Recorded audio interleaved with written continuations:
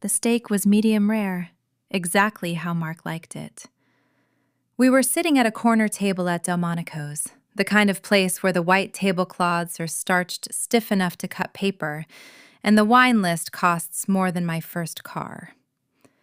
Mark reached across the table, his thumb grazing my knuckles. He looked at me with that signature warmth, the look that had convinced me, for 730 days, that I was the luckiest woman in the city. "Happy Valentine's Day, babe," he whispered. "To many more." I didn't pull my hand away. I didn't flinch. I just looked at the silver Rolex on his wrist, the $8,500 timepiece I'd helped him pick out for his 30th birthday. I wondered if he wore it when he was meeting her.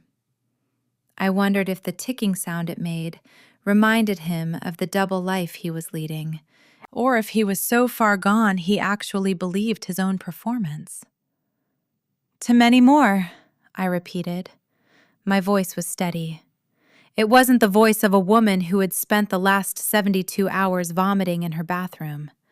It was the voice of a court reporter, objective, detached. In the passenger seat of my car, parked just 3 blocks away, sat a black leather binder. It was heavy, nearly 3 pounds of high-gloss paper and thermal printed ink. The first 40 pages were a curated gallery of our perfect 2 years. The trip to Tulum, the Christmas at my parents' house, the selfies of us chilling on the sofa we'd bought together for $2,400. The remaining 60 pages were a different kind of gallery. Screenshots, timestamps, IP addresses. The logistics of a green card marriage proposal he'd made to a coworker while I was home making him dinner. Mark waved the waiter over and dropped his corporate card to pay the $320 tab. He thought he was treating me. He thought he was winning. He had no idea that every smile I gave him was a countdown. By the time the sun went down, the man I thought I knew would be a ghost, and the man he actually was would be homeless. The walk back to the car was quiet, the kind of comfortable silence Mark usually filled with plans for our future. He talked about the interest rates for a 3-bedroom in the suburbs and how we should start a college fund for kids we hadn't even conceived yet. Normally, this future faking would have made my heart swell. Now, it just felt like watching a movie with a bad script. I looked at him, really looked at him, as we waited for the light to change. I wasn't looking for the man who promised to protect me from the ghosts of my past. I was looking for the glitches. The way he tilted his phone screen away by exactly 15 degrees. The way he had a separate work password that he changed every 30 days. I felt a strange, icy calm. People think that when you find out your life is a lie, you scream, you break things. But when the betrayal is this systemic, this professional, your brain switches modes. I had moved past the why and settled firmly into the how.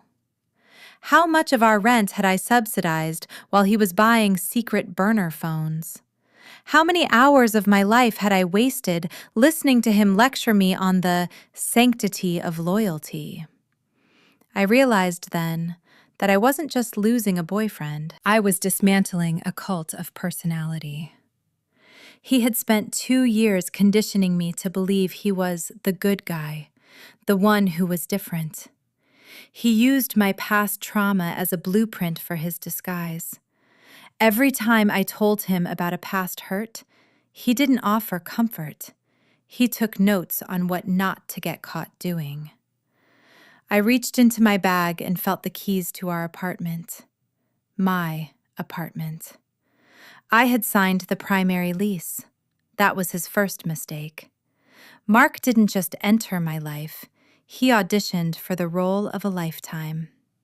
When we met, I was coming off a string of relationships that had left me guarded. I told him about the ex who ghosted me, the one who lied about his debt, and the one who made me feel like I was always second best. Mark listened with an intensity that I mistook for empathy. "I could never do that to you," he'd say, his voice a perfect pitch of sincerity. "Loyalty is everything to me. Once the trust is gone, there's nothing left." We spent hundreds of hours in our first year talking about the sanctity of the pack. He made us into a closed circuit. He'd point out characters in movies who cheated and call them weak or pathetic. It was a brilliant defensive strategy. If he was the loudest critic of infidelity, I would never suspect he was its most dedicated practitioner. The financial exploitation was more subtle. We lived in a $3,200 a month loft. I paid $1,800 because I earned more, and I covered the $400 grocery bill because I liked organic. Over 24 months, that was a $12,000 subsidy I provided for his lifestyle. While I was building our nest egg, Mark was building a war chest for his other lives. I calculated the Mark premium later. Between the trips where I'd put the flights on my card and he'd get the dinners, which usually meant appetizers and a cheap bottle of house red, I had spent roughly $28,000 more on our shared life than he had. He was a master of the $50 gesture to hide a $5,000 theft of my time and resources.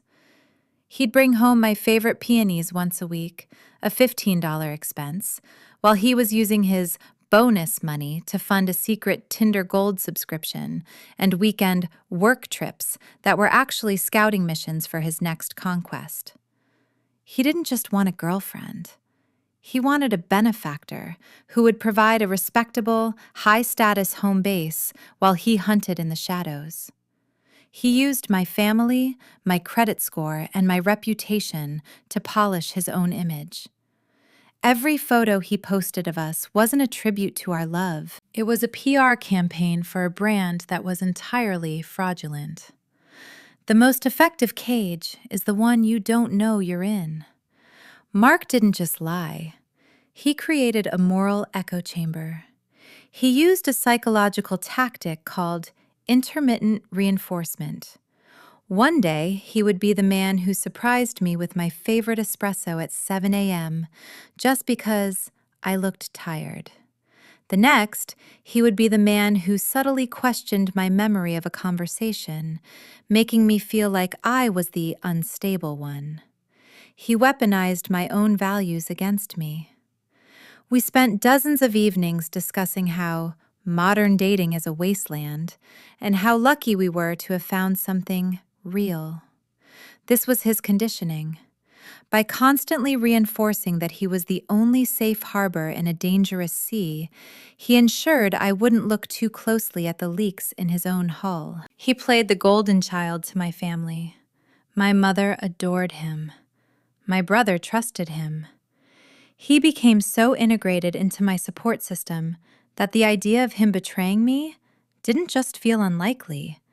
It felt impossible. To suspect Mark was to suspect my own judgment, my family's intuition, and the very foundation of my security. I realized now that his anti-cheating rants weren't about morality. They were about boundary setting. He was telling me what he expected from me, while simultaneously creating a smokescreen for himself. He wasn't building a life with me. He was building a pedestal for me to sit on while he played in the dirt below. The glitch happened on a Tuesday night. Mark was in the shower and his phone, the work phone he claimed was strictly for the firm, buzzed on the nightstand. I wasn't looking for a fight. I was looking for the time. But the notification that popped up wasn't a Slack message or an email. It was a Twitter notification for an account handle I didn't recognize, at @m_atlas94. I didn't open it then. I waited. That night, while he slept with his arm draped possessively over my waist, I sat in the glow of my own screen and searched the handle. It was a protected account, but the bio was enough to make my blood turn to slush. Living my best life, future husband to the one who truly gets me. The profile picture was a shot of his hand, the Rolex I bought him, holding a glass of champagne. The background was a balcony I didn't recognize. The next morning, I did something I had never done in 2 years. I went through his real phone while he was at the gym. I found a single deleted message in the recently deleted folder. It was a reply to a contact named S. Miller. It said, "Don't worry. The lawyer says the paperwork for the sponsorship is standard. We'll be legally tied by June." It didn't make sense. Mark was born in Chicago. He didn't need sponsorship. I took a breath, copied the number, and messaged S. Miller from my own phone. I didn't lead with accusations. I led with a lie. "Hi, this is Mark's assistant. We're finalizing the June timeline and need your confirmation on the details he sent." 6 minutes later, my world imploded. "Tell Mark I'm ready," she replied.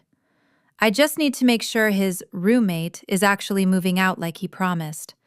I'm not moving into that apartment until her name is off the lease." I wasn't the girlfriend. I was the roommate, and I was the one paying the rent.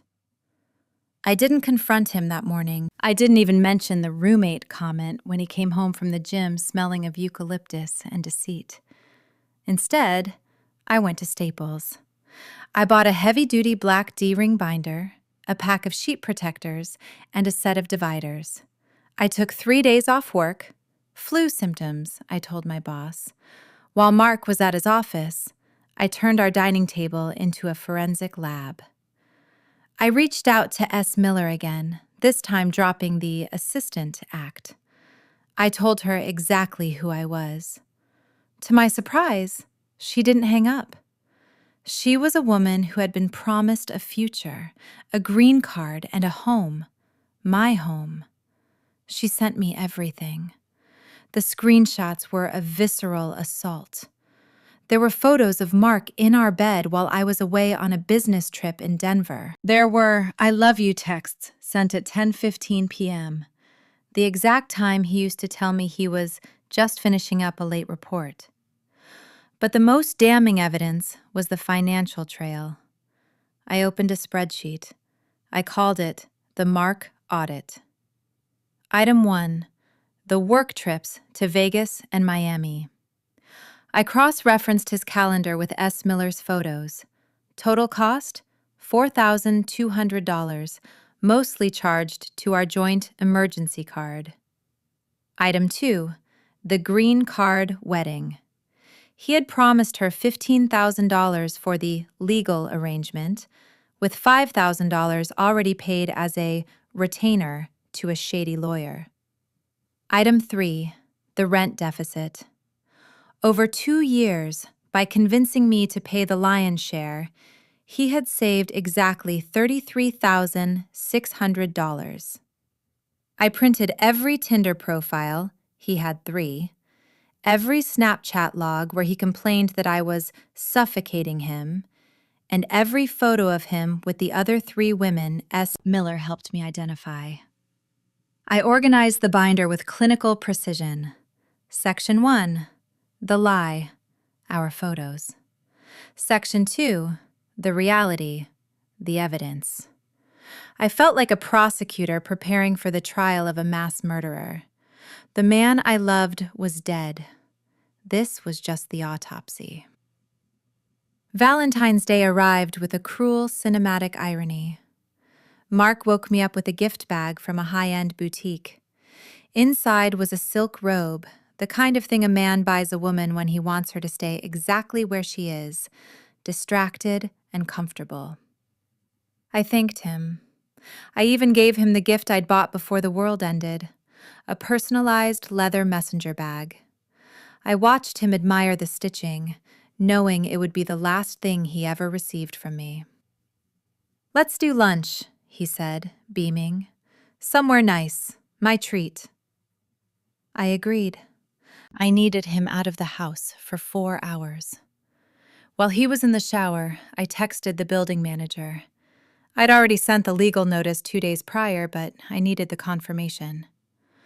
"Locks scheduled for 5 p.m., the reply read. "Storage unit access granted for the tenant's belongings." The lunch at Delmonico's was a masterclass in psychological warfare. I sat across from him, eating my steak and sipping sparkling water, watching him perform. He was in top form, talking about our 5-year plan and how he wanted to take me to Greece in the fall. I looked at his mouth as he spoke and felt nothing but a cold, academic curiosity. I wondered how his brain could process a lie of that magnitude without short-circuiting. Every time he reached for my hand, I felt the ghost of S. Miller's screenshots. Every time he laughed, I heard the $33,600 he'd siphoned from my future clicking into his hidden accounts. "You're quiet today," he noted, his eyes narrowing slightly. "Everything okay?" "Just taking it all in, Mark," I said, tilting my head. "It's a lot to process. Everything we've built." He smiled, satisfied with his own power. He ordered a second bottle of wine. He was celebrating his successful heist. I was counting the minutes until the locksmith arrived at the loft. When the check came, I watched him sign his name with a flourish. He thought he was paying for a meal. He was actually paying for the final act of his own eviction. "Ready to go home?" I asked. "Always," he replied. The drive back was the longest 15 minutes of my life. Mark was humming along to the radio, his hand resting casually on my thigh. I focused on the road, my grip on the steering wheel so tight my knuckles were white as bone. The binder sat in the back seat, tucked inside a nondescript tote bag. It was a 3-pound bomb waiting to go off. When we stepped inside the loft, the afternoon sun was hitting the hardwood floors. It looked peaceful. It looked like a home. "That was a great lunch, babe," Mark said, tossing his keys on the counter. "I'm going to go change into something more comfortable. Maybe we can open that wine we bought in Napa?" "Mark," I said. My voice was a flat line. "I have something for you. A Valentine's gift." I reached into the tote bag and pulled out the binder. I didn't hand it to him. I placed it on the kitchen island between us. The cover was blank. "What's this?" he asked, a playful smirk dancing on his lips. "A scrapbook? A trip itinerary?" "Open it," I said. He flipped it open. The first page was a photo of us from our first anniversary, laughing on the beach. He smiled. He flipped through the first 20 pages, the loving half, but as he hit the first divider, labeled The Reveal, his movements slowed. He saw the first screenshot. It was the Twitter profile, then the Tinder logs, then the messages to S. Miller about the roommate moving out. The color drained from his face so fast it was almost clinical. He didn't finish the book. He dropped the binder. It hit the floor with a heavy, hollow thud, the pages sprawling open to reveal a photo of him and another woman in our bed. This isn't what it looks like," he stammered. The smirk was gone. In its place was a mask of pure, unadulterated panic. "I can explain. She's a stalker. Someone hacked me." "It's page 42. "Mark," I said, my voice cutting through his frantic babbling. "The bank statements. You weren't hacked. You were audited." Mark didn't just crumble. He disintegrated. He started pacing the length of the kitchen island, his hands shaking so violently he had to shove them into his pockets. "You went through my things? You spied on me? After everything I've done to make you feel safe? This is a violation, Sarah. This is mental." The blame shift. The classic maneuver. I just leaned against the counter and watched him. I felt like a scientist observing a specimen in a jar. I didn't spy, Mark. I searched for the man you told me you were. I just couldn't find him anywhere. I pointed to the open pages on the floor. But I found the man who's marrying Sophia Miller for 15 grand. I found the man who told 3 different women that I was just a stable roommate he was looking to evict. Well, congratulations. You got your wish. The roommate is leaving. I was doing it for us, he yelled, his voice cracking into a high-pitched whine. The money from the green card, it was for our house. I was trying to build a future, and you're throwing it away over some texts? I love you. Sophia means nothing. She's just a paycheck. You love my subsidies, I corrected him. You love the $1,800 a month I pay so you can play CEO on Tinder. You love the way my family's reputation makes you look like a decent human being. I pulled a second document from my bag, the eviction notice and the lease termination. The locks have already been changed. The building manager is downstairs. Your things are already in the storage unit on 4th Street. I paid for the first month. Consider it my final gift. He stopped pacing. He looked at the door, then back at me. The reality of his homelessness finally hit him. He dropped to his knees, actual tears streaming down his face. It was a pathetic, rehearsed display of grief. Please, Sarah, don't do this. I have nowhere to go. My parents, they'll kill me if they find out. Then I guess you'd better start calling Sophia, I said, picking up my car keys. Maybe she'll let her husband sleep on the couch. I walked past him. I didn't look back. I didn't need to. The man I had loved was never in that room to begin with. The silence in the loft after the door clicked shut was the loudest sound I'd heard in 2 years. I sat in my car for 20 minutes watching the front entrance of the building.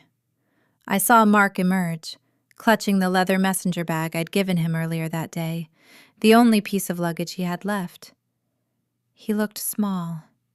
He looked like the fraud he was. The next morning, I didn't wake up to coffee and future faking. I woke up to an empty bed and a 9 a.m. appointment at the clinic. Sitting in that waiting room, surrounded by posters about knowing your status, was the most humbling moment of my life. The man who promised to protect me from my past had forced me into a plastic chair to wait for blood results because he couldn't stop hunting for narcissistic supply at his office. My results came back clear, but the emotional toxins took longer to flush. I spent the next week untangling our finances. I closed the joint account, redirected my direct deposits, and blocked his number, his work number, and his secret Twitter. I heard through the grapevine that the green card deal fell through. Turns out, when you tell a woman she's a paycheck during a recorded confrontation, she tends to lose interest in marrying you. Mark is currently living in a studio apartment above a dry cleaner, working 2 jobs to cover the debt he racked up trying to be a high roller on my dime. I'm back to paying my own rent, in full. It's expensive, but the air in my apartment has never felt cleaner. They say that the greatest trick the devil ever pulled was convincing the world he didn't exist. In my case, Mark's greatest trick was convincing me he was the cure for my past, when he was actually the most dangerous symptom of all. I realized that loyalty isn't a word you say. It's a debt you pay every single day, in the dark, when no one is watching. If you've ever had to become the villain in their story, just to survive yours, hit that like button and share this. Let me know in the comments, have you ever trusted someone who turned out to be a complete stranger? And don't forget to subscribe. We're building a community of people who value the truth over a comfortable lie. Because in the end, the truth doesn't just set you free, it gives you your life back.